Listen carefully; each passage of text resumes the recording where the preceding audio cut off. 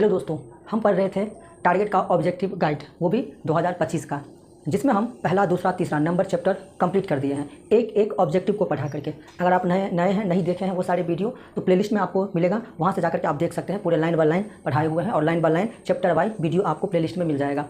आज की इस वीडियो में हम चौथा नंबर चैप्टर द्विघात समीकरण पढ़ेंगे। इंग्लिश में कहते हैं क्वाड्रेटिक इक्वेशन, जिसमें पिछले वीडियो में हम 25 नंबर तक के क्वेश्चन को हम सॉल्व कर दिए थे। आज की इस वीडियो में हम 26 नंबर से देखने वाले हैं क्या है क्वेश्चन आपके मोबाइल स्क्रीन पर। चलिए फिर शुरू करते हैं और देखते हैं क्या है। 26 नंबर क्वेश्चन कह रहा है कि यह द्विघात समीकरण ax² + bx + c = 0 के मूल बराबर हो तो क्या होगा, ये पूछना है आपसे।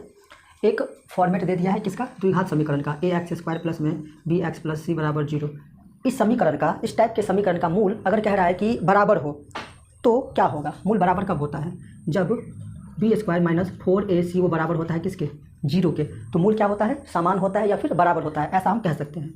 तो b² माइनस का 4ac उधर भेज दीजिए तो प्लस का बन जाएगा क्या, 4ac। 0 से तो कोई फर्क पड़ेगा नहीं, जोड़ भी देंगे तो b² = 4ac अगर ऑप्शन में आपको दिख रहा है तो वही आपका आंसर हो जाएगा। ठीक है, चलिए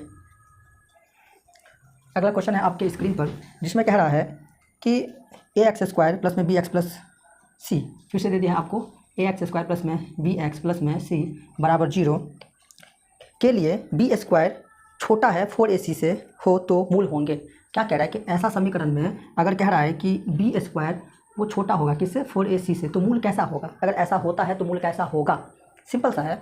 मैं क्या करूँगा यहाँ पर कि 4ac दोनों तरफ में घटा दूंगा, b² 4ac घटाऊँगा, 4ac वो छोटा होगा, 4ac इधर भी हम 4ac घटा देंगे। ये 4ac और 4ac हम घटा रहे हैं अपने मन से, क्योंकि हमें काम आएगा वो चीज़।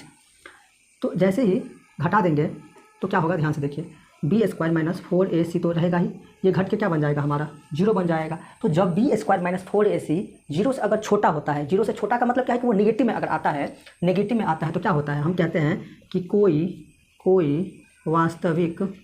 कोई वास्तविक मूल नहीं होगा। हम यही कहते हैं ना, 0 से जब छोटा आता है मतलब नेगेटिव में आता है तो कोई मूल नहीं होता है। अगर 0 के बराबर आ जाता है कौन, b² - 4ac, तो मूल बराबर आएगा मतलब समान आएगा, ऐसा हम कहते हैं। ऐसा फॉर्मूला दिया है आपको। अगर b² - 4ac अगर बड़ा होता है मतलब पॉजिटिव में आता है, रिजल्ट प्लस में आता है, तो हम क्या कहते हैं कि मूल भिन्न होगा इसका। ठीक है, तो यही आपका आंसर हो जाएगा। चलिए अगला क्वेश्चन देखते हैं क्या है आपके मोबाइल स्क्रीन पर।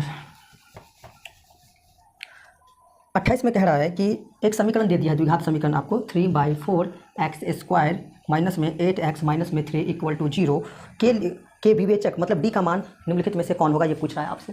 ये कैसा समीकरण है, तो यह द्विघात समीकरण है। क्यों, क्योंकि इस समीकरण में अधिकतम घात 2 है, इसलिए यह द्विघात समीकरण है। और बराबर में 0 है मतलब यह समीकरण है, बराबर में कोई ना कोई टर्म होना चाहिए, वो हमारा समीकरण कहलाता है। ठीक है, इसका हमें विवेचक निकालना है। हम जानते हैं कि ये हमारा a का मान होता है और ये जो होता है ये x का गुणांक वो b का मान होता है और ये जो है वो c का मान होता है। ठीक, और विवेचक मतलब d डिस्क्रिमिनेंट फॉर्मूला होता है, b² - 4ac होता है। b का मान आपके पास क्या है, -8 का स्क्वायर है, -4 गुना a का मान क्या है, 3/4 है, गुने c का मान क्या है, -3 है। माइनस को 2 बार गुना करेंगे तो प्लस, 8 का स्क्वायर करेंगे तो 64। ये 4 से 4 कट जाएगा तो बचेगा इधर क्या, माइनस माइनस प्लस बच जाएगा और 3 × 9 बच जाएगा। 64 में 9 को जोड़ देंगे तो कितना हो जाएगा, 64 10 74 और 1 घटा देंगे तो क्या हो जाएगा, 73 हो जाएगा। इस तरह से इस क्वेश्चन को हम सॉल्व करेंगे। ठीक है, कह रहा है कि द्विघात समीकरण जिसके मूल इतना और इतना है तो निम्नलिखित में से कौन होगा। हमें द्विघात समीकरण निकालना है, किसके थ्रू, तो मूल के थ्रू। आपको दे दिया है, मूल दे दिया है 3, -3, 3, -3 मूल दे दिया है और कह रहा है जो निम्नलिखित में से द्विघात समीकरण कौन होगा। देखिए द्विघात समीकरण के 2 मूल होते हैं, कौन कौन, अल्फा और बीटा। जैसे बहुपद में हम पढ़े थे ना कि द्विघात समीकरण के 2 शून्यक अल्फा और बीटा, ठीक उसी चीज़ का नाम दे दिया है इस चैप्टर में मूल, बस और कुछ नहीं है। तो द्विघात समीकरण के 2 मूल कौन कौन, अल्फा और बीटा। इसका मतलब ये जो है वो हमारा क्या है, अल्फा है, और ये जो है वो हमारा क्या है, बीटा है। अब द्विघात समीकरण का फॉर्मूला होता है, क्या होता है द्विघात समीकरण का formula, x² - alpha plus beta into में x minus alpha plus x plus alpha into beta होता है बराबर में 0। ये द्विघात समीकरण का फॉर्मूला होता है। अगर मैं 0 नहीं लगाऊं बराबर में तो ये किसका फॉर्मूला दिख रहा है, द्विघात बहुपद का, जो हम दूसरे चैप्टर में पढ़े हुए हैं। ठीक है, अब बराबर में 0 लगा दीजिए, द्विघात समीकरण का बन गया, बस हो गया। 0 हटा दीजिए, द्विघात बहुपद, 0 लगा दीजिए, बराबर में द्विघात समीकरण।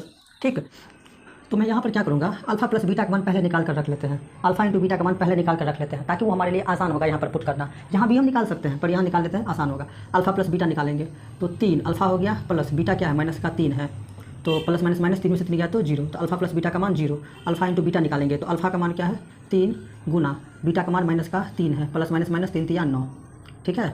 तो एक्स स्क्वायर और अल्फ़ा प्लस बीटा का मान क्या है, 0 है। तो माइनस का 0 और इसको एक्स को गुना करूँगा 0 से अगले टर्म में, और हम बेहतरीन ढंग से कर देंगे अगले लाइन में। अल्फ़ा इंटू बीटा का मान क्या है, माइनस का 9 है, बराबर में 0। तो एक्स स्क्वायर, ये 0 जब एक्स को गुना करेगा तो ये पूरा टर्म तो 0 बन जाएगा, तो हमें कोई मतलब है ही नहीं। प्लस माइनस माइनस 9 बराबर में 0, ये हमारा क्या निकल गया, द्विघात समीकरण निकल गया। ठीक है, इस तरह से हम क्या करेंगे, इसे सॉल्व करेंगे। चलिए अगला क्वेश्चन देखते हैं क्या है आपके मोबाइल स्क्रीन पर।